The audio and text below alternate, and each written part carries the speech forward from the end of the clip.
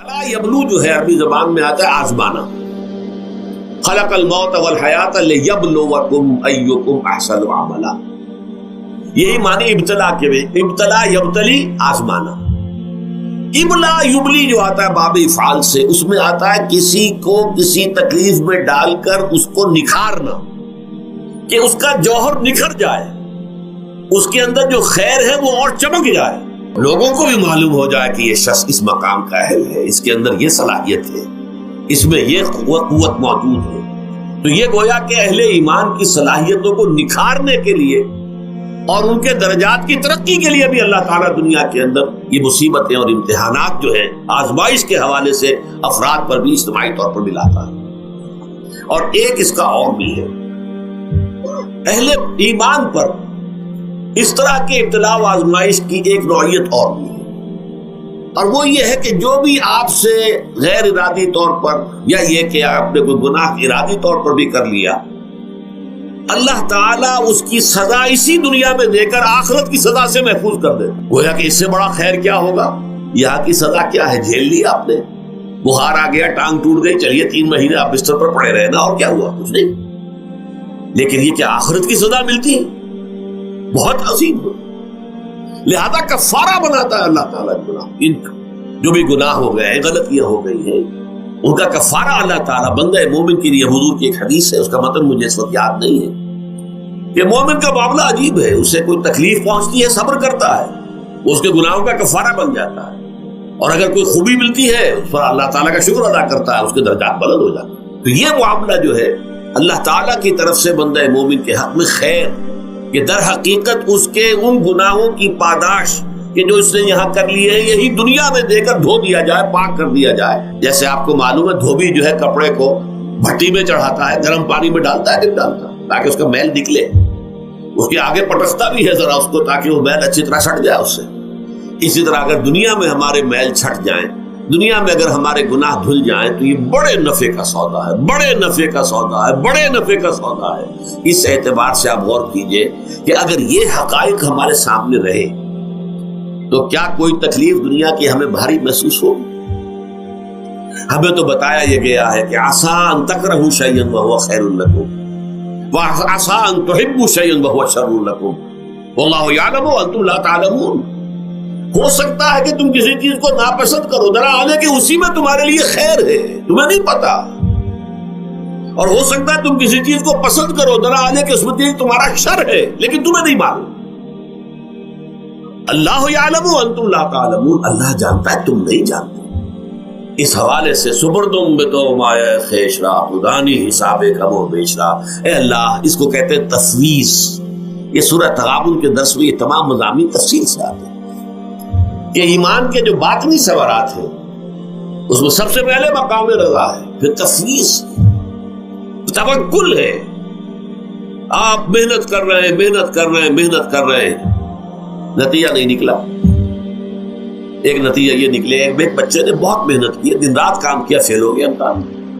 اب صدمے سے کمر ٹوٹ سکتی ہے اس کی، لیکن نہیں، ہو سکتا ہے کہ اللہ تعالیٰ نے اسی میں میرے لیے خیر رکھی، اس لیے کہ ہماری محنت سے کچھ نہیں ہوگا، ہمارے مادی وسائل سے کچھ نہیں ہوگا، ہوگا اللہ کے اذن سے، اللہ کی مرضی سے، اللہ کی مشیت سے. یہ ہمارے لیے خاص طور پر اس اعتبار سے بہت اہم نقطہ ہے. ہم سب راہ حق کے مسافر ہیں، اپنے اپنے بس پڑتے محنت کر رہے ہیں، وقت بھی صرف کر رہے ہیں، مال بھی صرف کر رہے ہیں، محنت کر رہے ہیں، مشقت کر رہے ہیں. لیکن فرض کیجئے جیسا کہ ہے، پھر واقع فرض کیا کیجئے، وہ تو واقع سامنے کی بات ہے، نتائج نکلتے نظر نہیں آ رہے، قدم نہیں بڑھ رہے، ہماری طرف لوگوں کا رجوع عام نہیں ہے. ٹھیک ہے، اس پر قطعاً بدل ہونے کی بات نہیں، یہ اللہ تعالیٰ کی مشیت میں ہوگا، جب وہ چاہے گا تب ہوگا. ہمارا کام یہ کہ اپنا فرض ادا کیے چلے جائیں بس، اور نتیجے سے بالکل ذہن کو اپنے منقطع کر لیں، ذہن کا کوئی تعلق آپ کے نتیجے کے ساتھ نہ رہے. یہ جب تک کیفیت ہماری نہیں ہوگی، ہم اس راہ پر استقامت اور مدام اس پر محنت اور جد و جہد کرنا جو ہے وہ ہمارے لیے ممکن نہیں رہے. اس کے لیے میں اگر آپ کے سامنے رکھوں معاملہ کہ حضور صلی اللہ علیہ وسلم کے جو پہلے 10 برس ہیں، جب سے آپ کو آغاز ہوا ہے وحی کا، اس کے بعد سے پہلے 10 برس دن رات کی محنت، شدید مشقت، یہاں تک کہ اللہ بھی روک رہا ہے نبی آپ اپنے آپ کو ہلاک کر لیں گے، لعلک باخع نفسک الا یکونوا مؤمنین، کیا آپ اپنے آپ کو اس صدمے میں ہلاک کر لیں گے؟ یہ ایمان نہیں لا رہے، اس قدر صدمہ۔ لیکن اس کے ساتھ یہ ہے، یہ نہیں ہے کہ نتیجہ نہیں نکل رہا تو کام چھوڑ کے بیٹھ جائے، نہیں، معاذ اللہ معاذ اللہ۔ نتیجہ نہ نکلے تو حضرت نوح علیہ السلام کی عمر بھی اگر حضور کی ہوتی 950 برس بھی حضور دعوت دیتے تھے، آپ کا کام تھا، آپ کا فرض تھا۔ حضرت نوح علیہ السلام بھی تو آخر اللہ کے ایک بندے تھے، اللہ کے رسول تھے، 950 برس تک دعوت دی۔ فَلَبِثَ فِيهِمْ أَلْفَ سَنَةٍ إِلَّا 50 عَامًا، یہ تو ہم مانتے ہی نا، اگر قرآن کے اندر نص قطعی صریح الفاظ نہ ہوتے کہ 950 برس تک رہے، ورنہ یہ بات سمجھ سے بالا تر ہے۔ عام طور پر معلوم ہوتا ہے کہ اس دور میں ابھی عمر زیادہ تھی لوگ۔ بہرحال جو میں نے عرض کیا تھا کہ دکھ جس سے انسان متاثر ہوتا ہے اس کی ایک قسم وہ ہے کہ جو ہمارے ارادہ اور اختیار سے باہر، اللہ کی مشیت سے، اللہ کے اذن سے، اللہ کی مرضی سے آتا ہے، اس کے لیے ہمارا کام صرف برداشت ہے۔ جو شے بھی ہمیں برداشت کی صلاحیت عطا کر دے وہی اس کا علاج ہے۔ جیسے آپ کو معلوم ہے کہ بخار بہت تیز چڑھا ہوا ہے، اس کی دوا نہیں ہے اسپرین یا کوئی اور پیراسیٹامول، بخار کی شدت کو کم کر دے، وہ کوئی علاج نہیں ہے۔ علاج تو ہوگا اگر معلوم ہو کہ کون سے جراثیم ہے، کس کی وجہ سے ہے، اس کا صحیح اینٹی بایوٹک کون سا ہے، وہ علاج ہوگا۔ یہ علاج نہیں ہے، لیکن اس کی شدت کی کمی اور اس کے اندر جو احساس ہے جھیل جانے کا، وہ انسان کے لیے آسان ہو جاتا ہے۔ یہی مضمون آیا ہے سورہ حدید میں بھی، ما اصاب من مصیبت فی الارض ولا فی انفسکم، یہاں کھول دیا اس مضمون کو۔ میں نے عرض کیا تھا نا کہ یہ آفت سماوی بڑے پیمانے پر بھی ہو سکتی ہے، زمین میں یعنی زلزلہ آ گیا، فلڈ آ گیا، طوفان آ گیا، ولا فی انفسکم، خاص تمہاری جان میں، تمہیں بخار ہو گیا، تمہیں ٹی بی لگ گئی، تمہیں کوئی اور بیماری آ گئی، تمہیں کینسر ہو گیا، معاذ اللہ معاذ اللہ، ہوتا ہے، آخر ہوتا ہے، دنیا میں انسانی زندگی کے ساتھ یہ ساری چیزیں لگی ہوئی ہیں۔ لیکن یہ چیزیں ما اصاب من مصیبت فی الارض ولا فی انفسکم، نہیں پڑتی تم پر کوئی پڑنے والی کوئی مصیبت، کوئی تکلیف، نہ پوری زمین میں بڑے پیمانے پر، نہ تمہاری جانوں میں انفرادی سطح پر، الا فی کتاب من قبل ان نبرأھا، مگر یہ کہ وہ تو ایک کتاب میں، کتاب اللہ کے علم کی کتاب، ام الکتاب، اس میں پہلے سے درج موجود ہے۔ یہ الٹ اپ نہیں ہو گیا، یہ اچانک نہیں ہو گیا۔ آپ اچانک سمجھتے ہیں کہ صاحب میں تو جا رہا تھا، اچانک ٹرک نے آ کے مجھے دھکا مار دیا۔ اچانک کوئی شے یہاں نہیں ہوتی، اس کائنات میں پتہ تک نہیں ہلتا جب تک کہ اس نے رب نہ ہو۔ اچانک کا کیا سوال؟ در حقیقت جو ہوتا ہے وہ اللہ تعالیٰ کے علم میں پہلے سے ہے، علم کامل، ما کان وما یکون، جو کچھ ہوا جو کچھ ہوگا، مستقبل، ماضی، کل کا کل، آنے واحد میں اللہ کے علم میں موجود ہے۔ لہذا یہاں اچانک کچھ نہیں ہوتا، جو بھی آیا ہے اللہ کے علم سے آیا، اور یہ پہلے سے اللہ کے علم کے اندر موجود تھا، لکھا ہوا تھا، الا فی کتاب من قبل ان نبرأھا ان ذلک علی اللہ یسیر۔ یہ تمہیں تو مشکل نظر آئے گا لیکن اللہ پر بڑا آسان ہے، اللہ کا علم کامل، ما کانا ما یکون کو حاوی ہے۔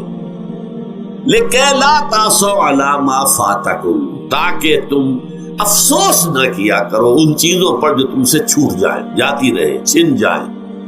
کوئی موقع تھا ہاتھ سے نکل گیا، کوئی دولت تھی اس پر ڈاکہ پڑ گیا، کوئی اور مصیبت ہے وہ آ گئی، کوئی عزیز فوت ہو گیا، اکلوتا بیٹا تھا فوت ہو گیا، وغیرہ وغیرہ۔ ما فاتکم، فات سے ہی فوتیدگی ہے نا، جو شے بھی نکل جائے، چلی جائے، ہاتھ سے جاتی رہے، چاہے وہ کوئی آپ کا عزیز تھا جو فوت ہو گیا تو آپ کے ہاتھ سے نکل گیا، یا کوئی مال تھا جو آپ کے قبضے سے نکل گیا، ڈاکہ پڑ گیا، چوری ہو گئی، نقصان ہو گیا کاروبار میں بہت بڑا، اس پر افسوس نہ کیا کرو۔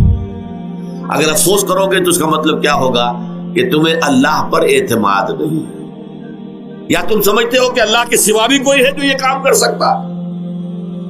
کائنات میں تو ایک ہی کی مرضی چلتی ہے، وہ ہے اللہ۔ لہذا اگرچہ وہ کسی کے ذریعے سے تکلیف آپ کو پہنچی ہے، کسی نے آپ کو پتھر مارا ہے، وہ پتھر ہو سکتا ہے آپ کو نہ لگتا، لگ گیا ہے تو اللہ کے فیصلے سے لگا ہے، اس کا باپ بھی نہیں پتھر مار سکتا آپ کو اگر اللہ کا اذن نہ ہو. لہذا آپ پتھر مارنے والے کو بھی مجرم سمجھیے، ٹھیک ہے، اس سے بھی قصاص لینے کا آپ کو حق ہے، لیکن یہ جان لیجئے کہ جو آیا ہے پتھر وہ اذن رب سے آیا. اب ظاہر بات ہے کہ اگر یہ کیفیت ہوگی تو غصہ اتنا نہیں ہوگا اس شخص پر کہ جس نے یہ کام کیا ہے، بلکہ ہو سکتا ہے آدمی مسکرا کے رہ جائے. جیسے کہ وہ میں واقعہ سناتا رہا ہوں اپنے دروس میں کہ ایک درویش میرے ساتھ بھی جا رہا تھا، جو رب کرے سو ہو، جو رب کرے سو ہو، جو رب کرے سو ہو. کسی شخص نے پتھر اٹھا کر دے مارا، اس کے سر پہ لگ گیا کہ اس نے پیچھے پلٹ کر دیکھا کس نے مارا. اس نے کہا مجھے کیا دیکھتے ہو، جو رب کرے سو ہو، یہ تو رب کے مارے سے. اس نے کہا مجھے تو یہ پتھر رب کے مارے ہی لگا ہے، لیکن میں دیکھ یہ رہا تھا بیچ میں کس کا منہ کالا ہو گیا، اپنے لیے کس نے ایک گناہ کما لیا، اپنے لیے کس نے ایک مصیبت جو ہے وہ مول لے لی، وہ بیچ میں تم آ گئے ہو. پتھر اللہ کی طرف سے آیا ہے، لیکن اس کا عذاب، اس کا وبال تم پر آ جائے.